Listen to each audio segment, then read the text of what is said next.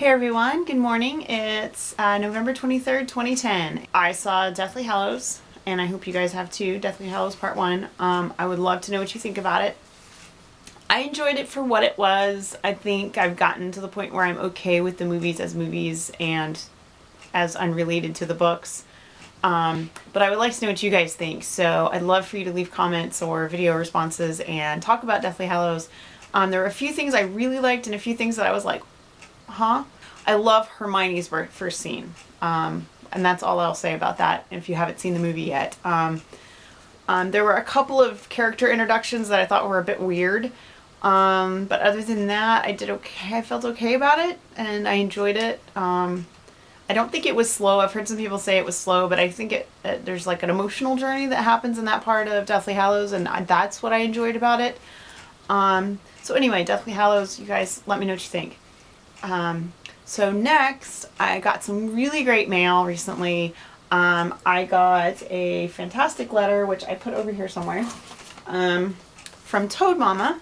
Her name is Deb, and she's just sent me the nicest letter, and it was a great surprise to me to get an actual physical letter in the mail, and I really enjoyed it, and I wanted to thank you, Deb, for sending me a letter, and I'm very curious as to what the surprise that you said you're sending is, but, anyway, it really made my day, and I appreciate that so much. Thank you, Deb. Also from the great country of Canada, my friend Jose sent me some just little crafty goodies, and in there was some scrap fabric and some other fun things, but what I wanted to show you is she makes cards, and she made this amazing card, which I wanted to show you guys, which I thought was really pretty. And so we have a stag and a howling wolf, which could be for Harry Potter or it could be for Twilight. So, and she said this is removable so I can do whatever I want with it, which I thought was pretty neat. But it's just a really beautiful stamped card, and I'm blown away. I just thought it was really cool. Also, I wanted to say congrats to Midge, who won the first ever copy of Classic Film. And Classic Film, as you guys may or may not remember, when I showed you my Sunbonnet Sue Magical Friends, this is Saturday Morning Monster Movie, and I had just huge outpouring of feedback regarding this project. So not everyone, but a lot of people asked me for this layout. They like the blocks too, but they really wanted the layout. So the layout is traditionally pieced, and I have created a pattern just for the layout. So if you want just the layout, you can get just the layout. So this is the film strip. It's called Classic Film. That's the name of the pattern. These are 5-inch blocks. You can use any of my 5-inch blocks here. You can use somebody else's patterns, use your own patterns. You can embroider here, applique here, whatever you wanted to do here. I think it'd be really cool to do a name. Like my daughter's name is Elena. It's 5 letters. It would be perfect. I could do Elena in this film strip. Couldn't do it for Gareth. I'd have to redesign it a little bit. But it could be done. I could redesign it a little bit and make it 6 letters if I wanted to. But I think there's so many things you could do with this. You could do it this way. You could do it this way.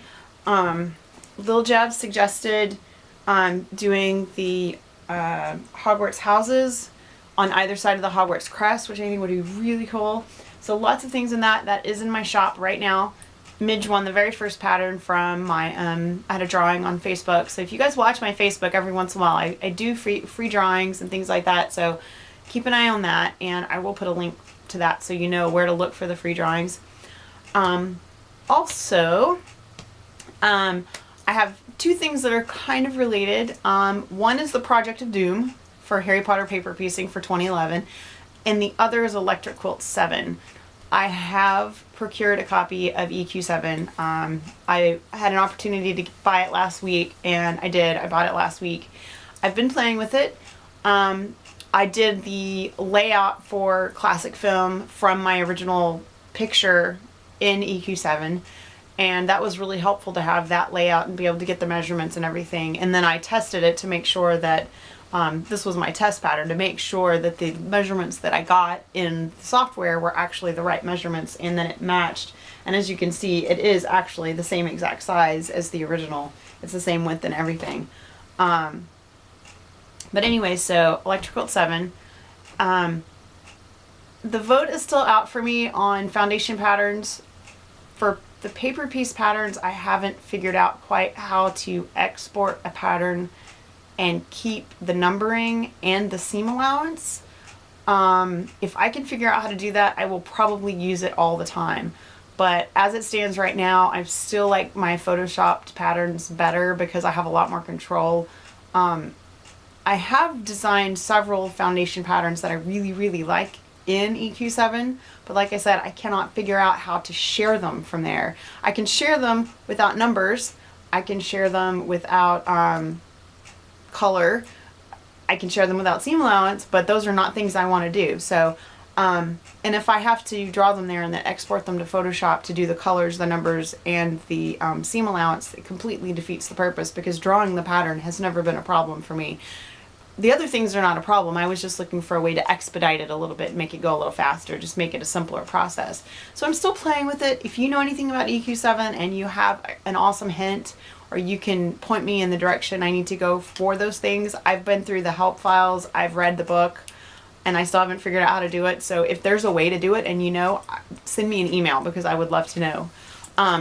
As that relates to the Project of Doom, in 2011, I'm going to shift gears a little bit in the Harry Potter paper piecing group. For the last, I want to say I started the group in 2007.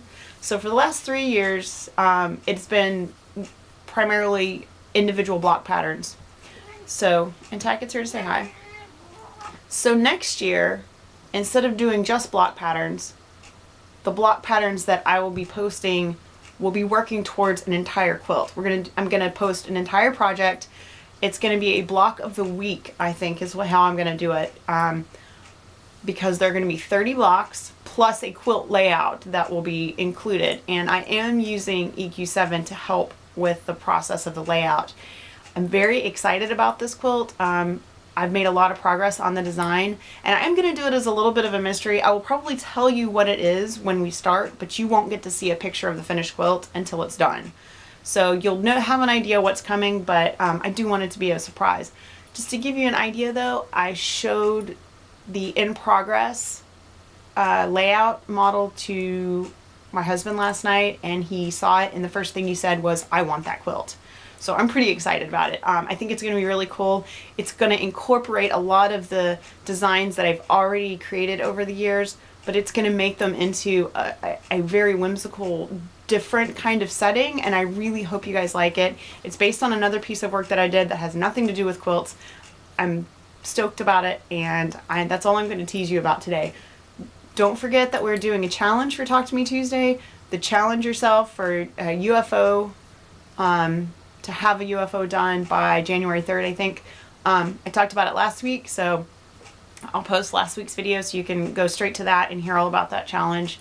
You guys, if you're in the US, have a happy Thanksgiving. Have a safe drive if you're going anywhere for the Thanksgiving holiday. If you're going to shop on Black Friday, be careful. Don't get trampled. I'm not a big Black Friday shopper, and I will actually be at work on Friday most likely, so I probably won't be shopping anyway. So you guys have a really great week, have a great weekend, and post a video response. The video responses have been few and far between lately, and I know you guys are busy, but you know, give me a minute or two video. I would really like to hear from you. I miss you guys. And having that interaction is why I do this, because I like to hear and see what everyone else is up to. I will see you guys soon. Bye.